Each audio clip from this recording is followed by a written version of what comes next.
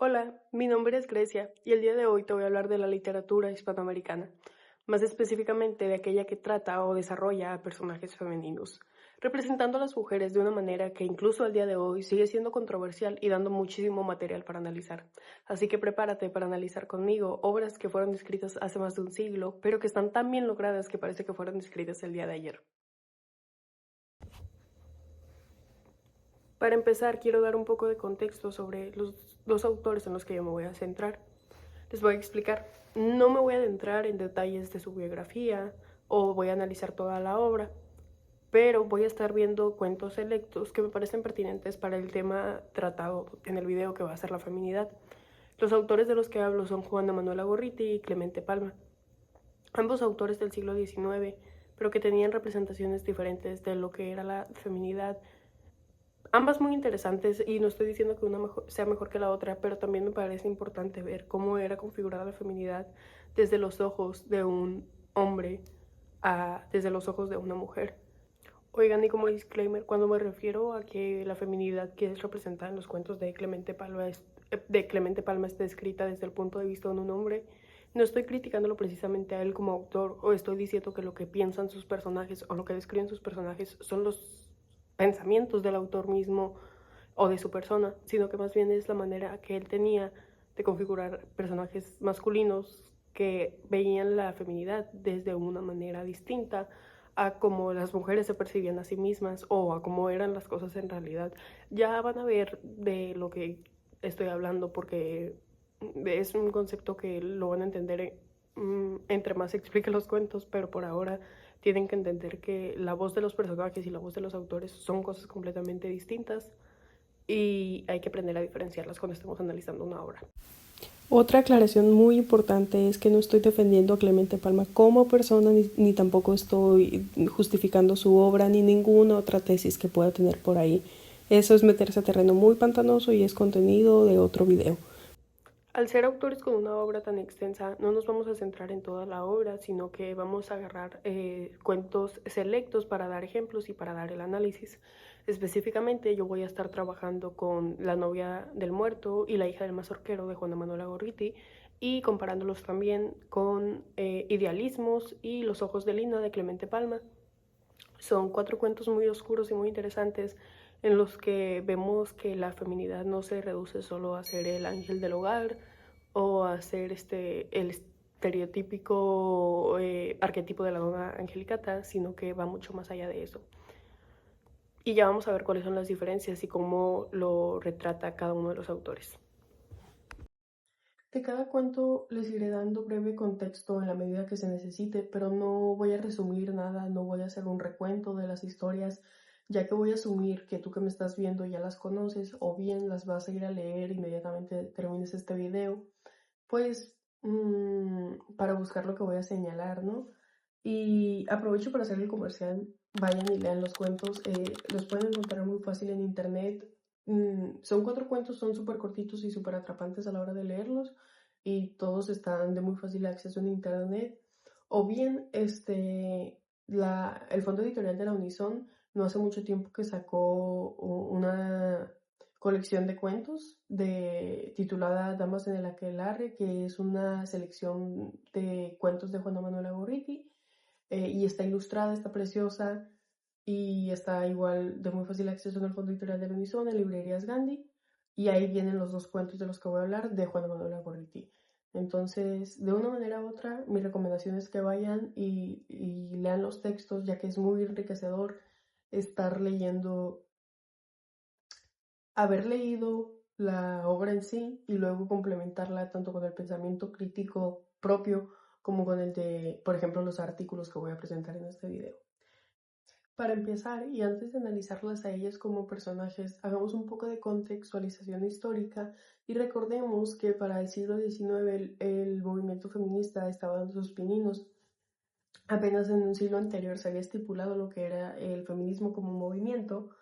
por lo que para la época de estos textos todavía se están explorando nuevos territorios, nuevas maneras de escribir, incluso de las autoras de ser publicadas y de cómo configuraban a sus personajes. Eh, Fuera de si las mujeres que escribía la Gorriti eran feministas o no, Es evidente que se salen del molde en el que podrían ser encasilladas incluso por el lector si hacemos una lectura superficial de los cuentos. Rompen tanto con los paradigmas de lo que se esperaría de un personaje como ellos que hasta sorprende reflexionar en el hecho de que fueran escritas hace tanto tiempo. En ese sentido, son un parteaguas necesario para la literatura gótica hispanoamericana. Comencemos con Clemencia, quien es la hija del mazorquero en el primer cuento que lleva este mismo nombre. Clemencia es este personaje femenino como muy puro, ¿no? Muy bueno y noble de corazón. A simple vista podría parecer no más que el ángel del hogar, esta heroína romántica súper trágica y súper bella y joven y noble. Esta figura que casi cuando estás leyendo sientes que hasta el propio cuento la canoniza como una santa, ya que se le describe como la mujer más pura y bondadosa, todo lo contrario a la antítesis que es su papá. Y de repente el mismo cuento y la misma autora te lo cambia completamente, ya que Clemencia empieza a tener estos sentimientos en los que se enamora de un hombre que está casado o que está prometido a otra mujer, o tal vez no se enamora, no lo sabemos realmente porque el cuento nunca nos dice. El cuento en sí omite muchas cosas y hace muchos silencios estratégicos y que están ahí a propósito sobre lo que realmente está sintiendo Clemencia. Entonces, cuando Clemencia va a rezar y a pedir que se le quiten estos sentimientos impuros que ella sabe que están mal, eh, realmente no sabemos por qué es lo que pide, lo cual es muy sugerente, ya que aquí es cuando se empieza a configurar otro tipo de feminidad. A lo que me refiero es a que cuando vemos que Clemencia va a rezar pidiendo que se limpien esos pensamientos impuros de su mente, se hace un silencio, se hace una omisión de lo que se dice y la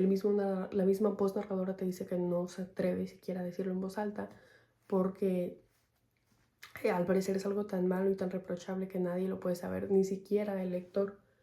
Es entonces cuando vemos que aunque sí hay una omisión de lo que está pasando, realmente no está ahí porque te están diciendo que no se puede decir. Ese tabú que hay es un tabú lingüístico que lo único que hace es volver a Clemencia un personaje muchísimo más sugerente en cuanto a lo que está sintiendo. ¿A qué me refiero con sugerente? Para el lector, no saber qué es lo que está pasando solamente causa que uno tenga que llenar esos espacios, que tenga que llenar esos silencios. Y es aquí cuando podemos incluso abrirnos posibilidades como si se tenía un deseo carnal. No estoy diciendo que esta interpretación sea la correcta, pero sí que es una interpretación posible y es una interpretación muy arriesgada para lo que se estaba haciendo en el siglo XIX y más, no solo escrito por una mujer, sino también protagonizado por una mujer. Hablando de tabús, silencios y deseo mal encarnado que termina desencadenando una tragedia, pasemos a la novia del muerto y a nuestra protagonista, Vital. Vital, que a mí me parece un personaje femenino súper bien construido, un personaje excepcional y muy singular, ya que es una historia que, a pesar de tan poca extensión, tiene mucho para analizar y analizándolo con una lupa del siglo XXI, es increíble lo mucho que podemos ver construcciones que hoy en día son fundamentales para lo fantástico, porque este es un relato sí fantástico, pero además tiene mucho para analizar desde el sentido de la perspectiva de género. Entonces, el cuento no deja al lector en un lugar cómodo en el que puede asumir de que es que simplemente es un cuento fantasioso en el que Vital se vuelve una leyenda más, sino que crea un desarrollo y está tan bien construido que los silencios de los personajes y las acciones que están entre las sombras, de nuevo, elementos góticos del cuento, hacen que te cuestiones qué fue lo que pasó realmente, qué fue lo que brilló a Vital a llegar a los extremos a los que llegó y si realmente es un cuento súper fantasioso o hay más realidad de la que queremos ver ahí, porque la realidad parece una alternativa muchísimo más fuerte y muchísimo más dolorosa que la que sería un final fantasioso, vaya, o un final en el que sí, realmente Vital vio a un muerto y por eso está vagando por, por los bosques, porque sabemos que la otra alternativa es que se sugiere un abuso por parte de otro personaje involucrado. De nuevo, mi recomendación es que lean los cuentos y hagan su propia interpretación. Los cuentos construyen un ambiente en el que el silencio y aquello que no se dice juega un papel tan importante que habla más que las acciones de algunos personajes y termina jugando un rol muchísimo más importante en los eventos finales del cuento. Para ello quiero citar un artículo que me parece que reforzaría muy bien los puntos de vista que acabo de dar y que recomiendo que si tienen oportunidad de un acceso universitario lo visiten, porque solo se puede a través del acceso universitario, desgraciadamente, en la página de Gestor. El artículo que les recomiendo ampliamente para reforzar lo que hemos dicho hasta ahora se titula Decir lo indecible, los relatos fantásticos de Juana Manuela Gorriti, publicado por María Cristina Arambel. Abro cita textual. Una lectura cuidadosa de los textos escritos por las mujeres hispanoamericanas del periodo romántico revela la estrecha relación que existe entre ellos y da indicios claros de que construyen una identidad femenina. Aquellos relatos casi olvidados por la crítica actual merecen ser reivindicados, entre otras razones, porque expresan una concepción que difiere de las visiones canónicas patriarcales. Ahora pasaré a los cuentos de Clemente Palma y cómo creo que esto se conecta con la evolución de una mujer en la literatura y por supuesto también a diferentes visiones del mundo y diferentes tipos de personajes femeninos. Con Clemente Palma nos vamos a ubicar más adelante en cuanto a términos de publicación se refiere. Él es posterior a Gorriti. Y es aquí donde yo empezaría a hablar de una evolución en la escritura de las mujeres. Mucho ojo aquí porque con evolución no me refiero a una mejora. No quiere decir que sea una mejora, sino que más bien estoy hablando de un desarrollo. Repito, no desarrollo como un sinónimo de que algo se volvió mejor o más bueno, sino de cómo fue cambiando y expandiéndose el género a través del tiempo y también de cómo cambia la perspectiva según quien la escribe y según lo que busca representar, que aunque eran cosas parecidas, pues igual hay cambios, ¿no? Porque aparte Clemente Palma, como sabrán, tiene muchas influencias de otros autores, más específicamente de Edgar Allan Poe, pues se le considera el Allan Poe peruano. Y bueno, empezando con el breve contexto sobre lo que van los cuentos, repito, yo voy a hablar de Los ojos de Lina y de idealismos. Empecemos con Los ojos de Lina, donde nos topamos a un teniente borracho que comienza a narrar una historia aparentemente de amor y luego le cede la voz al narrador real del cuento. Que aquí con la narración es algo muy interesante porque juega con la narración y de repente está en primera persona y luego está en tercera persona, o sea, intervienen dos narradores, pero la historia es la misma, ¿no?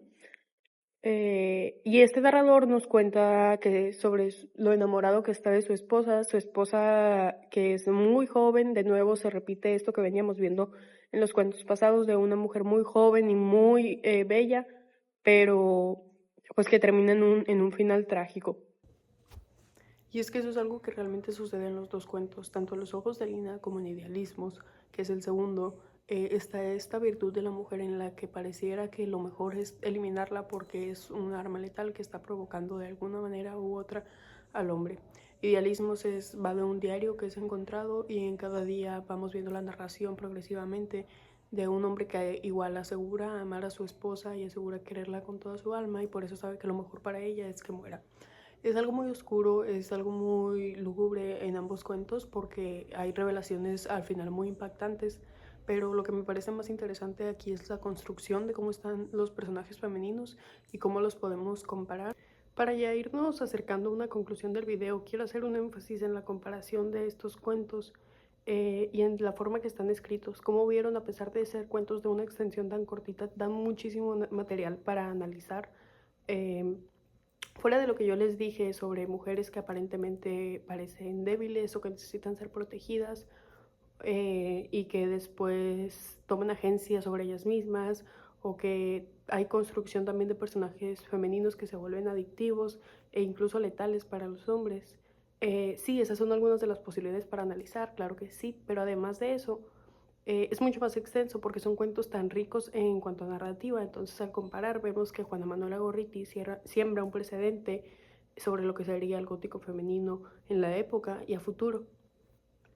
Entonces, reconozcamos la importancia de que una autora hispanoamericana del siglo XIX ya esté presentando a mujeres que desafían a grupos políticos, que además de ser esposas, se pueden salir de normas sociales, incluso si eso significa ser llamadas locas, solamente por reaccionar a la manera que son tratadas por ciertos hombres en los cuentos. Por ejemplo, Vital, que enloqueció como consecuencia a lo que vivió una noche antes de volverse una leyenda. Y por otro lado, por supuesto, están los cuentos de Clemente Palma, que por supuesto en los cuentos de Clemente Palma, además de cómo se construye la mujer, se puede sí analizar lo modernista, el terror que los cubre, lo psicológico, lo fantástico, lo macabro, y no está de más decirlo también, una visión masculina de cómo se compone una mujer. Entonces los personajes masculinos sí son detestables, te caen mal en todo momento y es que incluso pensar en el hecho de que quieren dañarlas porque dicen amarlas de por sí ya es muy retorcido. Y luego ver cómo además se culpa a la mujer dándole estas características abyectas, características que después denominaremos como la femme fatal o como se les llega a comparar con algo adictivo, como el alcohol, pero que los daña y que por más que los dañen no pueden abandonarlo. Todo eso es fundamental para que a la hora de leer el cuento estemos sintiendo algo, no solo aversión por los protagonistas masculinos, sino interés por ver cómo se construye a la mujer y cómo deja de ser simplemente un ángel para convertirse también en aquello que atrae al hombre, una especie del mito de la sirena.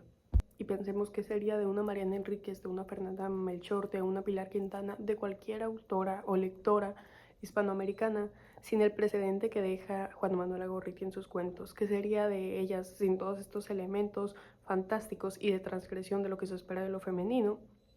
sin que antes, en el siglo XIX, se hubieran atrevido a crear estos personajes. ¿Y qué sería del gótico femenino actual sin que actualmente sigamos leyendo y analizando y reivindicando estas obras y estos personajes? Y lo mismo pasa con Clemente Palma, que le da a la literatura latinoamericana una voz terrorífica en la que se crean mujeres monstruosas y amenazantes simplemente por la visión masculina que se tiene de ellas. Entonces sí, son mujeres que a pesar de compartir muchas características también son muy diferentes, ofrecen unas versiones muy amplias de lo que es ser mujer y ser construida, como loca, como monstruo, como ángel del hogar, como femme fatal, como ustedes lo quieran ver, y que hoy en día siguen siendo importantes esas huellas decimonónicas para las escritoras y las lectoras latinoamericanas e hispanoamericanas. Hasta aquí llegó el video de hoy, espero que lo hayan disfrutado mucho y que hayan aprendido mucho. Y si no, que mínimo les haya dado curiosidad de ir a leer y de analizar los cuentos por ustedes mismos. Recuerden suscribirse al canal, a Cosmorama19, y recuerden compartir este video con quien creen que le puede interesar. Déjenme un comentario sobre qué opinaron de los cuentos. A mí de Clemente Palma me gustan mucho Los ojos de Lina, pero mi favorito de todos es sin duda La novia del muerto, es el que creo que no se pueden perder, así que léanlo por favor. Nos vemos en el próximo video de Cosmorama 19.